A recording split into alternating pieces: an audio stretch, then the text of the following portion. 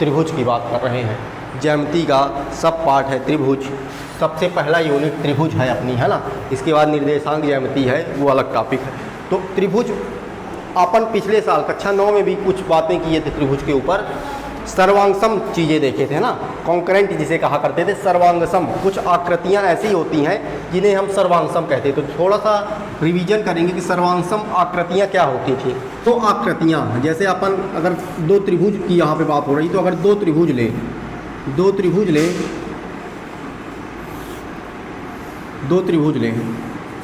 तो इन दोनों त्रिभुजों की, ये त्रिभुज को अपन नाम दिए हैं ABC और त्रिभुज को नाम दिए अपन PQR। तो इन दोनों त्रिभुजों में हमें क्या देखना है? पहली चीज़ देखना है आकार है ना। आकार मतलब शेप, इसका शेप क्या है। तो ये ट्रायंगल शेप कहलाता है। त्रिभुजाकार है ना, ये त्रिभुजाकार है। तो आकार तो दोनों का सेम है ना, आकार तो दोनों का सेम है अपन, ठीक है। दूसरी चीज़ इसमें होती है अमाप है ना, अमाप। इसको कहते हैं साइज क्या होती है? जैसे इसका एरिया होगा तो इसका एरिया कैसे निकालेंगे? हीरोन फार्मूला अपन पढ़े तो उससे निकाल सकते हैं, या 1/2 आधार गुणे ऊंचाई से निकाल सकते हैं। तो मान लेते हैं कि इसका 24 मीटर स्क्वायर इसका एरिया आ रहा है और इसका भी 24 मीटर स्क्वायर एरिया आ रहा है। हाँ, दिया रहेगा। तो दोनों का अगर साइज बराबर है तो मतलब उनका क्षेत्रफल बराबर है ना। तो साइज, अगर आकार, शेप और साइज दोनों चीज़ें बराबर होती हैं तो हम इस प्रकार की आकृतियों को क्या कहते हैं? सर्वांगसम आकृति। क्या कहते हैं? सर्वांगसम आकृति। अब ये आकृति कुछ भी हो सकती है। त्रिभुज होगा तो सर्वांगसम त्रिभुज कह देंगे, है ना। चतुर्भुज होगा तो सर्वांगसम चतुर्भुज कह देंगे। सारी में इम्प्लीमेंट होगा, सर्किल में होगा, वृत्त में होगा, है ना, तो सब में होगा। तो सर्वांगसम आकृति ये तो अपन पिछले साल पढ़े थे। इस साल अपने को पढ़ना है समरूप आकृति। क्या पढ़ना है? समरूप। ये सर्वांगसम है। सर्वांगसम को हम ऐसे निरूपित करते थे कि त्रिभुज ABC सर्वांगसम है। सर्वांगसम का ऐसा चिन्ह बनता था, बराबर के ऊपर ऐसा। सर्वांगसम है त्रिभुज PQR के। तो जैसे दिमाग में सर्वांगसम आएगा, अपन दो चीज़ दिमाग लगाएंगे, या तो शेप बराबर होना, शेप एक जैसा होना चाहिए, मतलब त्रिभुज है तो त्रिभुज, और उसके बाद साइज भी दोनों की बराबर हो जाएगी, दोनों का क्षेत्रफल बराबर हो जाइए, है ना। अब बात करते हैं समरूप। तो इसको कहते थे कॉन्करेंट। एक होता है अब समरूप आकृतियाँ। समरूप सिमिलर कहलाता है ये, है ना। सिमिलर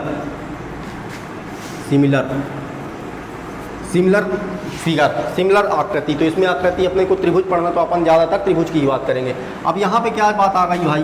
तो यहाँ पर अपन 3 एग्जाम्पल लेते हैं। एक ट्रायंगल बनाए, उसके बाद एक रेक्टेंगल बनाए, और उसके बाद फिर एक ट्रायंगल बनाए।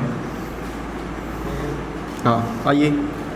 तो ये ABC है, ये PQR है, और ये PQR STUV है, ठीक है। अब 3 आकृति देखना अपने को। फिगर 1 है ये, फिगर 2 है ये, फिगर 3 है ये। 1 2 3। अब समरूप में क्या चीज़ होती है? इसमें 2 पैमाना थे अपने पास, आकार और अमाप, शेप एंड साइज। अब इसमें भी अगर अपन पैमाना बनाएं तो आकार और अमाप, शेप एंड साइज। अब यहाँ पर इस वाली समरूपता में, समरूप आकृति में अपने क्या है? साइज का कोई महत्व नहीं है। यहाँ पर साइज का कोई महत्व नहीं है। केवल 2 फिगर, कोई भी 2 आकृतियाँ हैं, अगर एक जैसी हैं, जैसे ये त्रिभुजाकार है और ये त्रिभुजाकार है, ये त्रिभुजाकार है और ये त्रिभुजाकार है, इसका जो क्षेत्रफल है वो 20 मीटर स्क्वायर है, इसका भी क्षेत्रफल 20 मीटर स्क्वायर है, और इसका भी क्षेत्रफल 20 मीटर स्क्वायर है, ठीक है। तो अपन समरूप सबसे पहले शेप देखेंगे। तो ये त्रिभुजाकार है, ये त्रिभुजाकार है, तो ये दोनों आकृति ए समरूप होगी आकृति 3 के। ये समरूपता का चिन्ह है, एक ऐसा डंडी है ना, ऐसा घुमावदार। तो आकृति 1 आकृति 3 के समरूप है। अब समरूप की ही बात कर रहे हैं। पिछले साल अपन बात किए थे कॉन्करेंट की, सर्वांगसम की। सर्वांगसम में होता था आकार और अमाप दोनों बराबर होने चाहिए। एक तो आपका शेप भी एक जैसा हो, त्रिभुज त्रिभुज से ही समरूप सर्वांगसम होगा, और उसकी साइज भी बराबर होनी चाहिए। 24 मीटर स्क्वायर अगर इसका क्षेत्रफल है तो इसका भी उतना ही हो, तभी ये दोनों आकृतियाँ सर्वांगसम होंगी। लेकिन समरूपता में थोड़ी सी डिफिनीशन बदल जाती है, इसमें साइज का बहुत ज़्यादा महत्व नहीं रह जाता है। इसमें साइज का ज़्यादा महत्व नहीं है, इसमें शेप का महत्व है। जैसे अगर आपको दो आकृतियाँ दिख गई तो ये दो आकृतियाँ एक जैसी हैं, एक जैसी हैं मतलब ये समरूप हैं। इसमें साइज का अपने को बहुत ज़्यादा महत्व नहीं है ना। त्रिभुज त्रिभुज है, त्रिभुज त्रिभुज है। अब ये त्रिभुज छोटा भी हो जाएगा, मान लो इसका 10 मीटर स्क्वायर एक का है ना, ये चौथी आकृति है, इसका 10 मीटर स्क्वायर क्षेत्रफल है, तो क्या आकृति एक आकृति 4 के समरूप है? क्योंकि भाई आकार, अपने को क्या आकार की बात करना है, तो इसका भी त्रिभुजाकार है, इसका भी त्रिभुजाकार है। उसमें छोटे बड़े से मतलब नहीं है, ये 20 है वो 10 है, तो हमको साइज से तो मतलब ही नहीं है, साइज से हमको मतलब ही नहीं है। तो आकृति 1 आकृति 4 के समरूप होगा, ठीक है। आकृति 1 आकृति 2 के समरूप होगा क्या? नहीं, क्योंकि ये त्रिभुजाकार है, वो आयत है, जमीन आसमान। अलग अलग प्रकार के त्रिभुज हो तो उसकी अपन आगे और बात करेंगे, फिर क्या इसके ऊपर भी कुछ रूल लागू होते हैं। अभी अपन बेसिक चीज़ समझ रहे हैं। जैसे ये दो नहीं, आयत त्रिभुज तो दोनों आकार ही अलग है ना यार। ये त्रिभुजाकार है, वो चतुर्भुज है, चतुर्भुज का पार्ट है ये त्रिभुज का, तो ये कभी समरूप हो ही नहीं सकते, है ना। जैसे अपन दो गमले दिख रहे हैं, एक आकृति के दिख रहे हैं, छिन्नक हैं ये, है ना, तो ये समरूप है। ये खिड़की के दो पल्ले हैं, एक जैसे दिख रहे हैं, हाँ समरूप हैं। अब हमको इसमें ज़्यादा साइज से मतलब नहीं है ना। तो जैसे ये दरवाज़ा दिख रहा है और ये खिड़की का पल्ला दिख रहा है, तो हम देख के कह देंगे हाँ समरूप है, ये भी आयताकार है वो भी आयताकार है, साइज से हमको मतलब नहीं है। लेकिन अगर सर्वांगसम की बात करते तो एक एक चीज़ हमको आकार भी एक जैसा चाहिए और साइज भी। दरवाज़ा इतना बड़ा है 6 फुट का, तो 6 फुट का ही चाहिए, तभी वो चीज़ सर्वांगसम होगी। उसमें बहुत सारी और अपन ने नियम पढ़े थे कि सर्वांगसमता कैसे प्रूव करते हैं, ये तो बेसिक चीज़ हो गई, टर्म के ऊपर से अपन कैसे समझेंगे। लेकिन उसके अंदर भी रूल रहता है ना। ऐसे साइड एंगल साइड, ये सारे नियम पढ़े थे 5-6 ठो। इसी तरह इसमें भी रूल आएंगे कुछ, तो ये बेसिक इन्फॉर्मेशन इसकी यही है। जब भी पूछे कि सर्वांगसमता में और समरूपता में क्या अंतर है, तो सर्वांगसमता में हमको आकार और अमाप दोनों एक बराबर होते हैं, जबकि समरूपता में हमें अमाप की कोई बहुत ज़्यादा ज़रूरत होती नहीं है। अगर आकार हमारे सेम है तो हम चला ले जाएंगे। अगर कोई एक बड़ा वर्ग है, एक कोई बड़ा वर्ग है और एक कोई छोटा वर्ग है, तो बोलेंगे क्या ये सर्वांगसम है या समरूप है? तो हम बोलेंगे ये समरूप है, सिमिलर फिगर है ना। कोई एक बड़ा वृत्त है और कोई एक छोटा वृत्त है, तो ये क्या है? समरूप है। आकृति एक जैसी होनी चाहिए। अब तुमको बोल दे कि ये वृत्त और ये वर्ग क्या समरूप हैं? तो नहीं, ये वर्ग है, ये वर्ग है, ये वृत्त है। जब आकृति ही एक जैसी नहीं है तो समरूप नहीं है ना। तो इससे अपन एक निष्कर्ष ये भी निकाल सकते हैं कि अगर कोई आकृति अगर सर्वांगसम है, अगर कॉन्करेंट है, तो वो समरूप होगी निश्चित। क्यों? क्योंकि इसमें दोनों कंडीशन है, इसमें आकार भी बराबर है और अमाप भी बराबर है। तो जो आकृति सर्वांगसम होगी वो बाय डिफ़ॉल्ट समरूप हो जाएगी, है ना। जो आकृति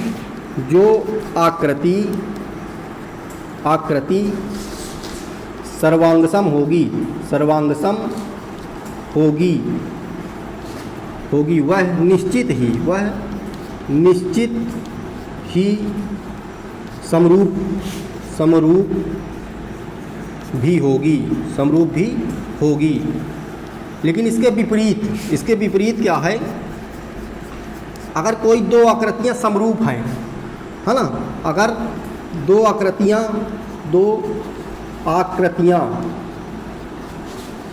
समरूप हैं तो जरूरी नहीं कि वो सर्वांगसम हो, तो जरूरी नहीं कि वह सर्वांगसम भी हो। अब अगर सर्वांगसम है तो समरूप तो होंगी, लेकिन अगर समरूप हैं तो सर्वांगसम होना निश्चित नहीं है, हो भी सकती नहीं भी। क्या देखते हैं अपन यहाँ पर, ये दो आकृतियाँ समरूप हैं, क्यों? क्योंकि इनकी आकार एक जैसा है, त्रिभुजाकार ये भी है, त्रिभुजाकार ये भी है, समरूप तो है, लेकिन क्या ये सर्वांगसम है? नहीं, सर्वांगसम नहीं है। क्यों? क्योंकि ये 20 मीटर इसका क्षेत्रफल है, इसका 10 है, तो आकार तो सेम है लेकिन अमाप अलग है, तो समरूप तो है लेकिन सर्वांगसम नहीं है। लेकिन यहाँ पर ये दोनों, ये समरूप भी हैं और क्षेत्रफल भी बराबर, तो सर्वांगसम भी है। तो समरूप सर्वांगसम हो भी सकती है, नहीं भी हो सकती, लेकिन अगर कोई वस्तु अगर सर्वांगसम दी है, ये सर्वांगसम है, तो हम समरूप उसको फिर कहेंगे ही, क्योंकि सर्वांगसम में दोनों कंडीशन आती है। ठीक है, तो इतना लिखो। फिर इसके अंदर समरूपता के नियम, समरूपता के नियम, लॉ ऑफ सिमिलरिटी, है ना, रूल लिख सकते हो, रूल ऑफ सिमिलरिटी। समरूपता, समरूपता क्या कहते हैं? सिमिलरिटी, है ना, ये साइन होता है, और सर्वांगसमता का ये और नीचे एक ये, तो ये दोनों अलग अलग साइन है। अब समरूपता के दो नियम है, दो। तो आकृतियाँ देखते हैं। एक आकृति लिए अपन ए बी। अब ज़्यादातर आकृति अपन त्रिभुज इसलिए यूज कर रहे हैं क्योंकि अपना पाठ का नाम ही त्रिभुज है, बाकी ये आकृति किसी में भी चलेगा, है ना, ये रूल सब में लागू होंगे। अपन त्रिभुज से इसीलिए कर रहे हैं क्योंकि अपन त्रिभुज में पढ़ रहे हैं। एक आकृति ये है और एक आकृति आपकी ये है, ठीक है। ये कोण आपका है 55, ये कोण आपका है 55, 55 के बाद ये आपका है 45, तो 60 4 100। त्रिभुज के अंदर 180 डिग्री होता है। ये 45 और ये आपका 80 डिग्री, ठीक है। ये आपकी 2 है, ये आपकी 4 है, ये आपकी 4 है, ये आपकी 4 है। दो आकृतियां हैं, ठीक है। आकृति त्रिभुज है, इनको अपने को समरूप बताना है। तो अभी तो जो अपन नॉर्मल पढ़े थे उससे दिख रहा है कि ये भी त्रिभुज है, ये भी त्रिभुज है, समरूप है। लेकिन कुछ इसके अंदर की और बारीकी अपन पढ़ते हैं, कैसे समरूपता के नियम क्या है। तो पहला नियम कहता है कि corresponding angle, corresponding part of concurrent triangle CPCT, संगत corresponding part concurrent triangle, सर्वांगसम त्रिभुजों के संगत भाग, है ना, भाग में कोण भी आएगा और भुजाएं भी आएंगी। तो यहाँ पे क्या है, देखो, संगत कोण बराबर होने चाहिए। तो पहला रूल कहता है कि संगत कोण हमेशा बराबर होंगे, हमेशा बराबर, रूल लिख लेना भाई, हमेशा बराबर होंगे। तो संगत शब्द क्या कहलाता है? संगत मतलब नहीं कहते संगत उसकी ऐसी है, एक जैसे दोनों हैं, दोनों एक जैसे। तो सबसे पहले हम एक कोण पकड़ेंगे, ये कोण पकड़ लिए ए, है ना, अपने को 55 दिख रहा है, तो इसमें ढूंढो 55 कहाँ है। हाँ, ये तो कोण ए बराबर कोण पी है, संगत कोण बराबर है, कोण ए बराबर कोण पी है, संगत कोण बराबर है। उसके बाद इससे हम चले क्लॉकवाइज डायरेक्शन में, ये जिस तरफ घड़ी चलती है तो इसको क्लॉकवाइज कह देते हैं। तो इससे भी क्लॉकवाइज चलो तो ये इधर आएगा। तो दूसरा कोण 45, तो क्या इसका भी संगत 45 है? ये संगत कहलाता है कि जैसे हम इसमें फॉलो कर रहे हैं वैसे इसमें भी फॉलो करो।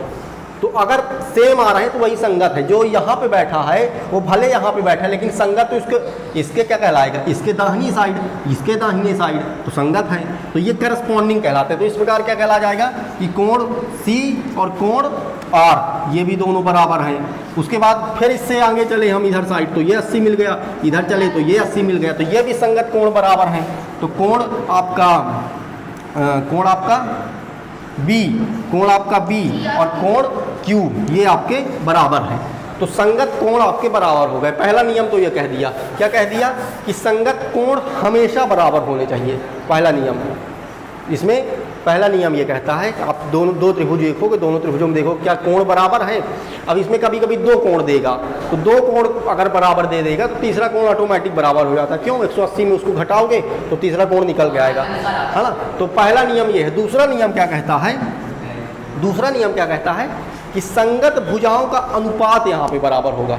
सर्वांगसम में क्या होता था? संगत भुजाएं बराबर होती थी, लेकिन यहाँ पे संगत भुजाओं का अनुपात बराबर होगा। केवल रेशियो बराबर होना चाहिए, हमको एग्जैक्ट साइज से मतलब नहीं है। तो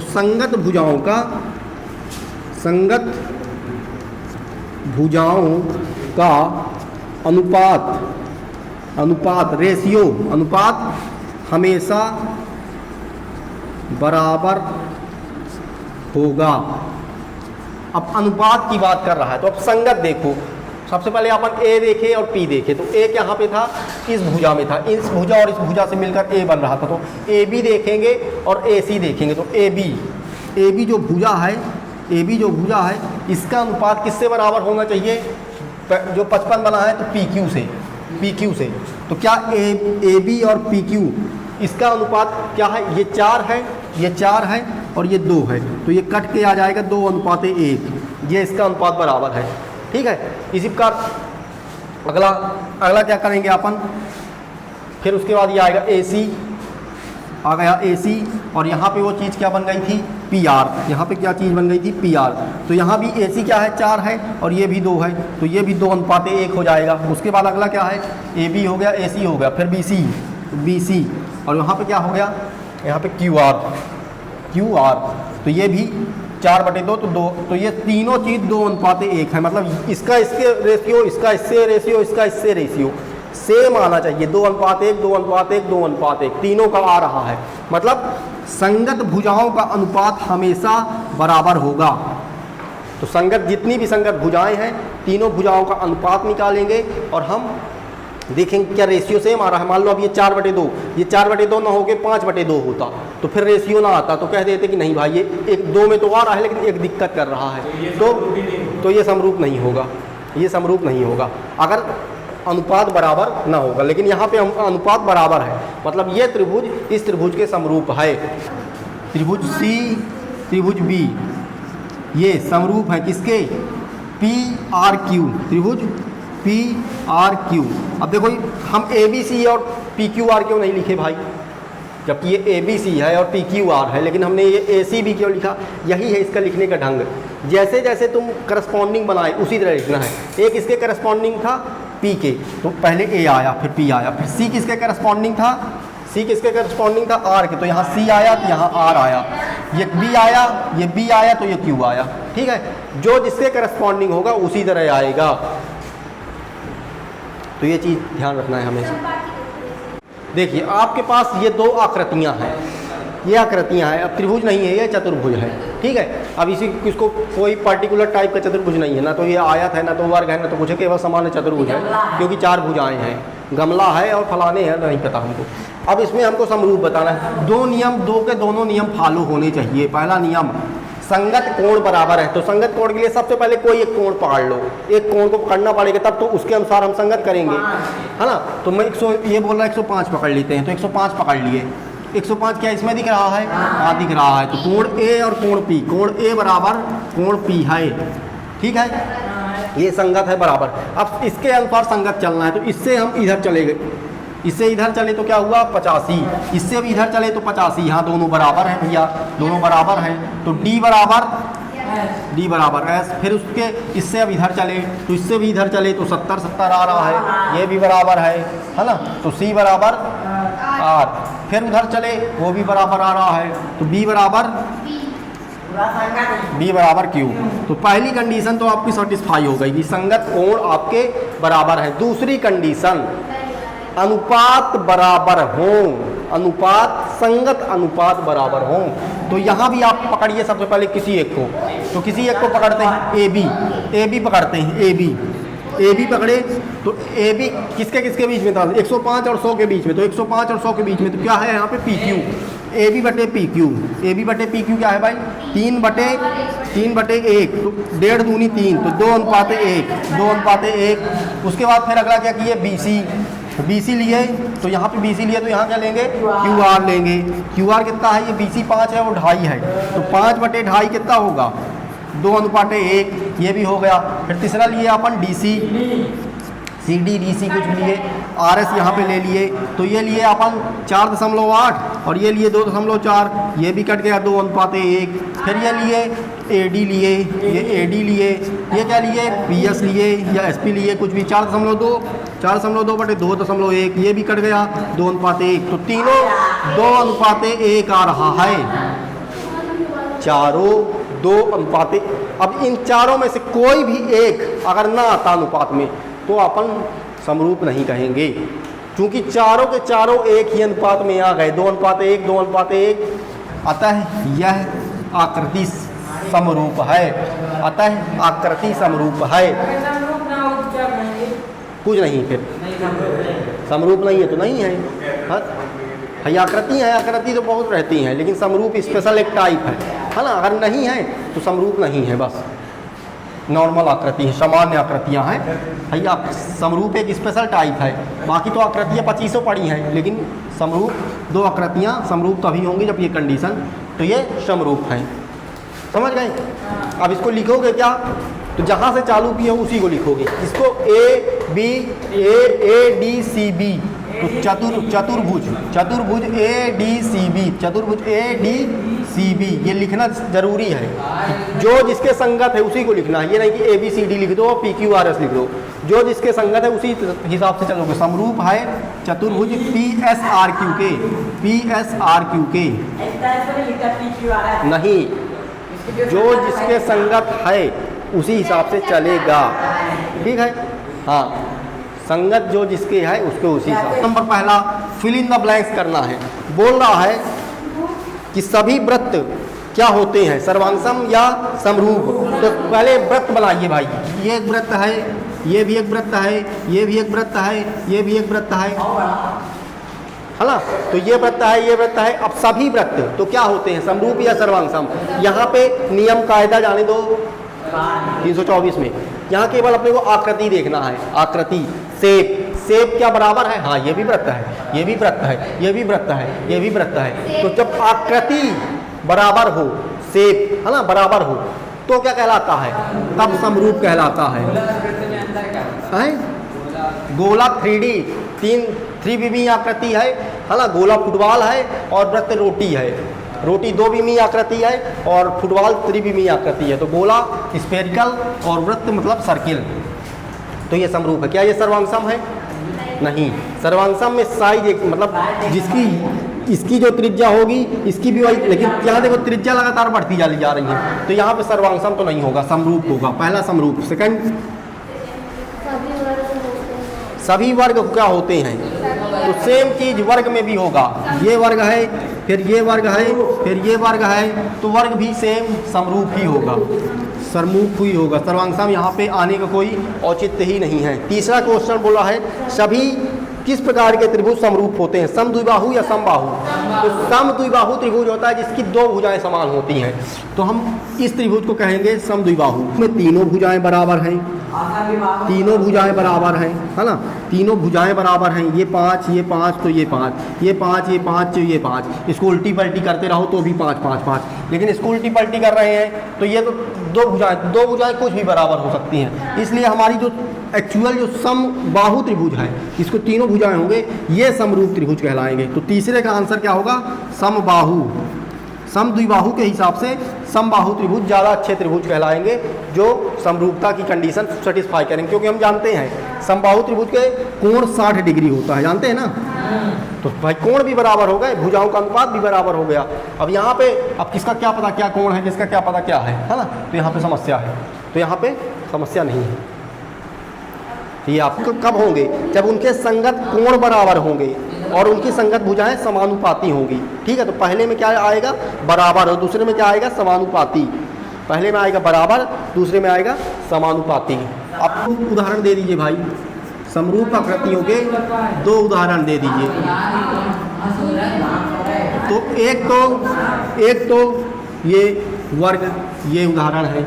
उसके बाद समबाहु त्रिभुज उदाहरण है ना। ये वृत्त उदाहरण है। तो ये सब उदाहरण है आपके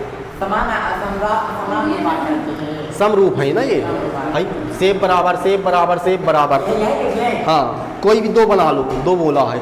इसी तरह ऐसी आकृति है जो समरूप नहीं है, तो समरूप नहीं है तो नहीं मैं कुछ भी बना सकता हूँ। तो ये त्रिभुज और ये कभी भी समरूप नहीं हो सकते। आयत और त्रिभुज नहीं हो सकते, हाँ दोनों नहीं है। तो ये पहला, वो दूसरा, ये समरूप है, ये समरूप नहीं है। ये दोनों उदाहरण दे दीजिए आप, ये दोनों उदाहरण दे दीजिए।